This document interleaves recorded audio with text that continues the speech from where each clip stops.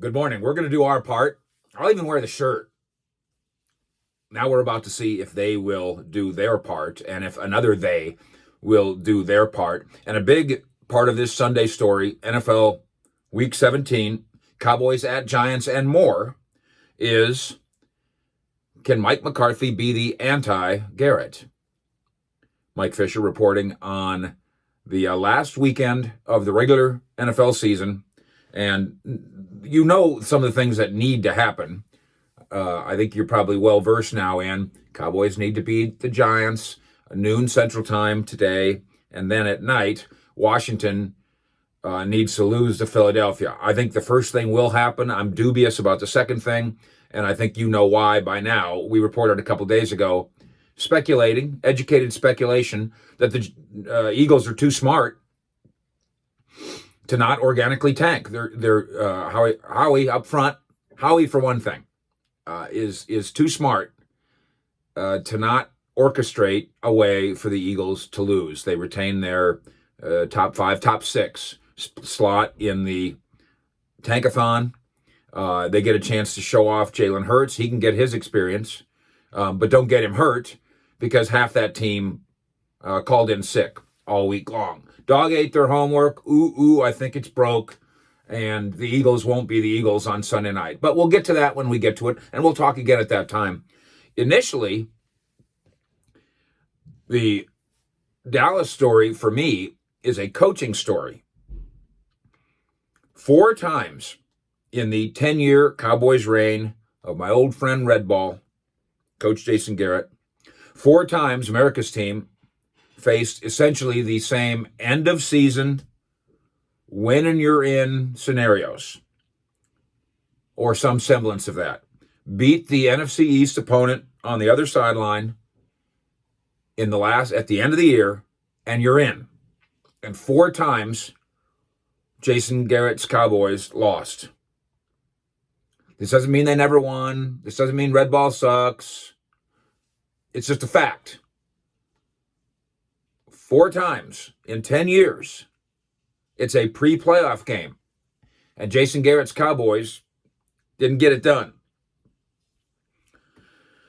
Now along comes this one. And ironically, Jason Garrett is on the other sideline. Just got done with his COVID. I think he spent 10 days in a hotel room by himself, if I'm understanding right. Studying film, I'm sure. Dallas can win the NFC East. Got to win in the morning. At noon, got to see if Philadelphia can somehow put something together against a Washington team that plans to have all its guys. Alex Smith plans to play. Antonio Gibson just has a toe. He will play. And now Scary Terry, he's planning on playing too. Washington Football at SI, by the way, .com is where we get our Washington information. Quote from Coach McCarthy: everything we do in this game is about how you finish. Everything we do in this sport is about how you finish.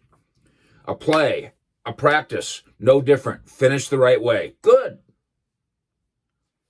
In the case of the Cowboys, finishing the right way would mean just a 7-9 record, and we can have some fun debating. If you're 7-9, but you make the playoffs, are you bad or are you good? Are you a winner or are you a loser? We'll see how that part unfolds. You can't argue against the closing the season with 4 straight wins. I don't care that you played. If somebody said, well, you only played the 49ers. Well, who said they were only the 49ers? They thought they were going to beat you. The Bengals thought they were going to beat you. The Eagles thought they were going to beat you. So you're the only. By the way, Axum Jacks. And remind me to tell you sometime, if you're a Stephen F. Austin person or even a Texas person, you probably know Axum Jacks. Remind me to tell you the story of the member of my family who invented the hand signal for Axum Jacks. I'm not kidding. As a result of that invention, my family is wildly wealthy. Close the season with 4 straight wins.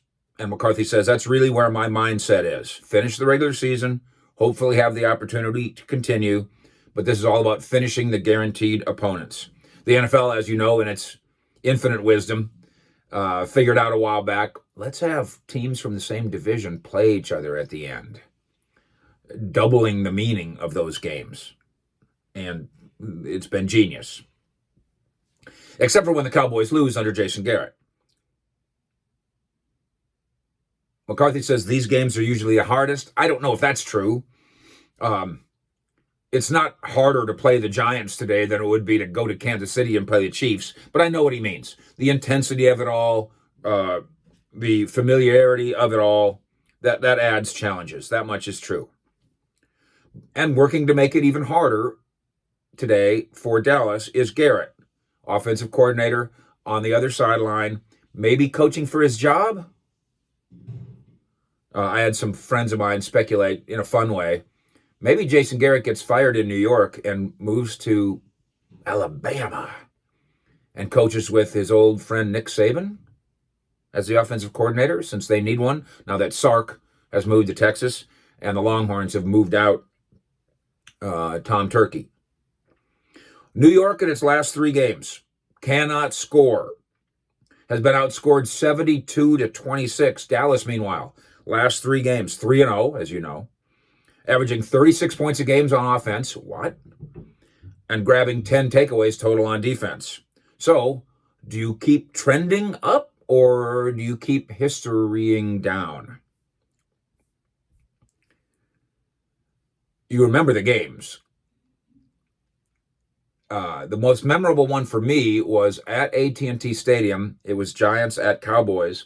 And my friend Dez Bryant wins the game with a touchdown catch. Except as he's coming down, his pinky finger touched just the slightest blade of white fake grass. And it was ruled not a catch.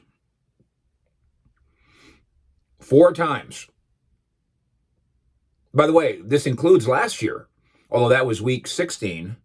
And there was some other things that had to happen, but the Cowboys were in a play-in, playoff maybe game in week 16 at home against the Eagles. And although it came down to late game lack of execution, that team wasn't ready to play. And that was on Garrett as much as anybody. They couldn't figure out how to return a punt. They couldn't figure out how to get Amari Cooper on the field at the end. Bad deal. That game got Jason Garrett fired.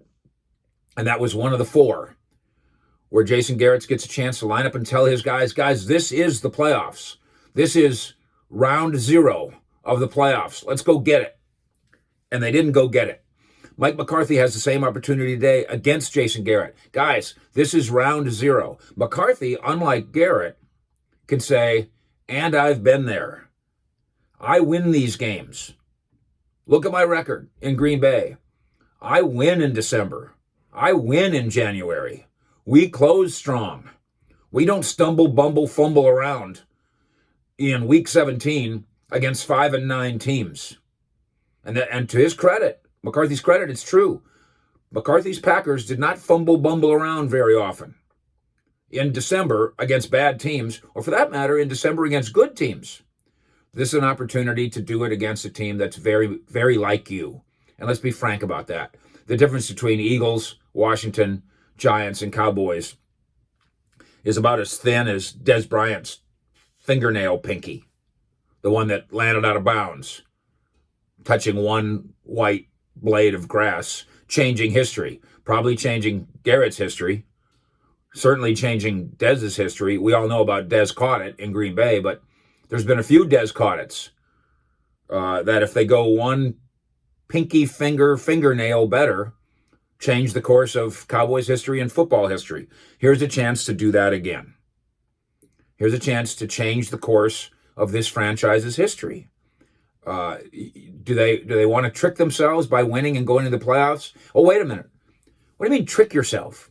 If you win and you win 4 straight games and you go into the playoffs, you are not tricking anybody. You're beating people. You've earned it. Even in the event of a back-in, and that won't happen this year in the NFC East, but people say, oh, they backed into the playoffs. You won enough games. You got in. There is no back-in. There's just got in. The Cowboys have to do their part. They have to then hope that Washington does its part and Philadelphia does its part.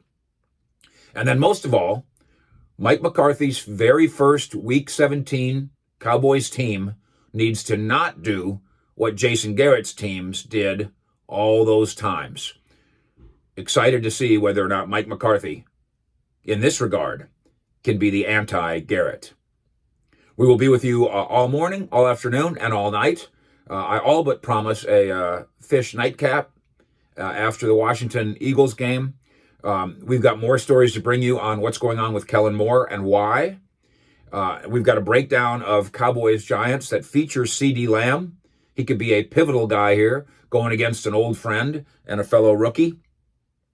And, of course, as you already know, if you watch our channel, we've got Troy Aikman really giving him us some guidance into who's who in this organization, in this division, and on this football day. So keep it right here on Fish Sports. Thank you for subscribing. This is a great day to be subscribed here, to follow us on CowboysSI.com, to listen to us on 105.3 The Fan. I'll be on with George Teague on his pregame show today, former Cowboy, defender of the Star.